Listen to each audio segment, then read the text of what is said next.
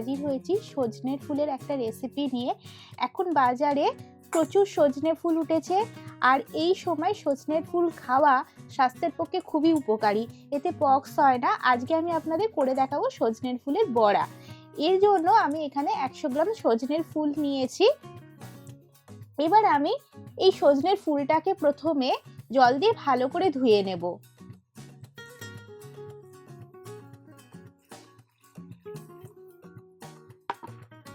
ভালো করে সজনের ফুলটাকে জল দিয়ে ধুয়ে নিতে হবে।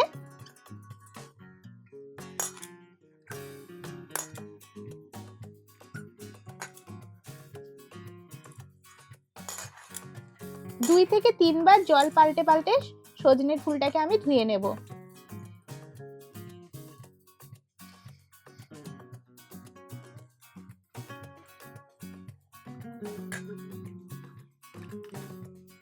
দুই থেকে তিনবার আমি জল পাল্টে পাল্টে সজনের ফুলটা ধুয়ে নিচ্ছি। আসলে আমি আগের দিন সজনের ফুলটা কিনে রেখেছিলাম, তো এর জন্য সজনের ফুলটা একটু শুকিয়ে শুকিয়ে গেছে। আর সজনের ফুলের মধ্যে যে এইরকম একটু মোটা কাঠি কাঠিগুলো না, এগুলোকে ফেলে দিতে হবে। এই একটু মোটা কাঠিগুলো, এগুলো ফেলে দিতে হবে।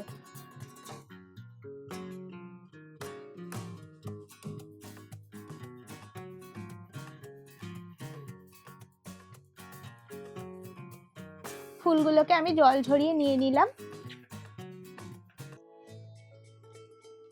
এতে আমি দিয়ে দিচ্ছি হাফ কাপ পরিমাণ বেসন।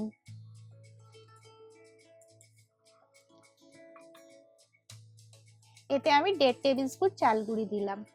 চাল গুঁড়ি দিলে এটা মচমচে হবে। এতে দিয়ে দিচ্ছি লঙ্কার কুচি, দিচ্ছি হাফ টিস্পুন কালো জিরে, এতে দিচ্ছি হাফ টিস্পুনের একটু কম হলুদ গুঁড়ো, এতে দিচ্ছি হাফ টিস্পুনের একটু কম লঙ্কার গুঁড়ো। ঝালটা আপনাদের মতো দেবেন। নুন দিচ্ছি স্বাদ মতো, অল্প একটু চিনি দিয়ে দিচ্ছি, 1 টিস্পুন দিচ্ছি পোস্ত, গোটা পোস্ত দিয়ে দিলাম। এখন আমি এগুলোকে ফুলের সাথে মাখিয়ে নেব।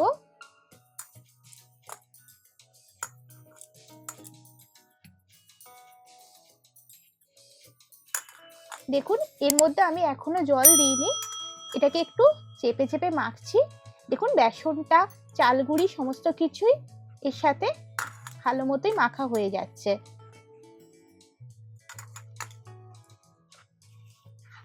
সমস্ত কিছুকে এভাবে একটু চটকে মেখে নিচ্ছি। এর মধ্যে কিন্তু আমি কোনো জল দিইনি, জল ছাড়াই দেখুন সমস্ত বেসন চালগুঁড়ি ভালো করে মাখা হয়ে যাচ্ছে। এইভাবে একটু চেপে চেপে ভালো করে আমি মেখে নিলাম। দেখুন ফুলটাকে আমি বেসন চালগুঁড়ির সাথে ভালো করে মাখিয়ে নিয়েছি। এইবার আমি বড়া ভাজবো। এর জন্য এখান থেকে অল্প পরিমাণ এই বেসন মাখাটা নেব, আর এইভাবে হাতে করে চেপে চেপে নেব, একটা বড়ার আকৃতি করে নেব। এই বড়াটা আমি তেলে ছাড়বো।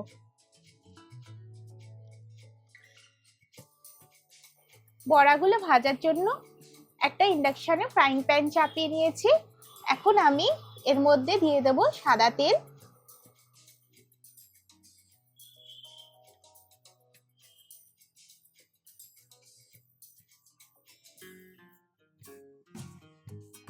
তেলটা দেখুন গরম হয়ে গেছে। এখন আমি ইন্ডাকশনের পাওয়ারটা কমিয়ে দেবো, আমি মিডিয়াম করে দেবো ইন্ডাকশনের পাওয়ারটা। আপনারা গ্যাসের আঁচটাকে মিডিয়াম করে দেবেন। এইবার এক একটা করে বড়া আমি এর মধ্যে ছাড়বো।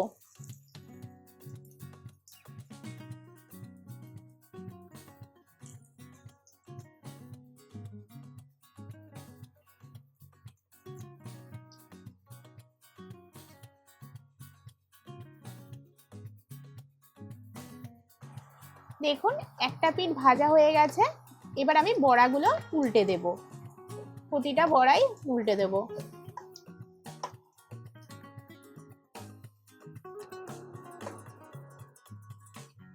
প্রতিটা বড়াই একটু উল্টে দিতে হবে।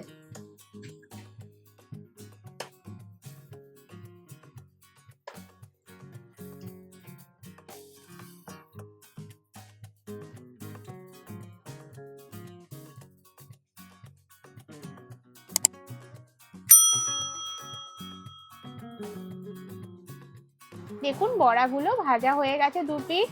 আমি এই বড়াগুলো এবার ছেঁকে তুলে নেব। এইভাবে বড়াগুলোকে একটু তেল ঝরিয়ে আমি তুলে নেব।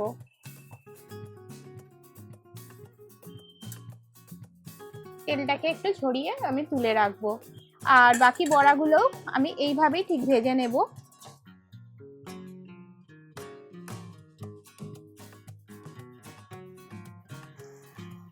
ততক্ষণ তেলটা একটু ঝরে যাক, তারপর আমি একটা পাত্রে রেখে দেবো। দেখুন বন্ধুরা, তেলটা ঝরে গেছে। এবার আমি এই বাটিতেই তুলে নিচ্ছি।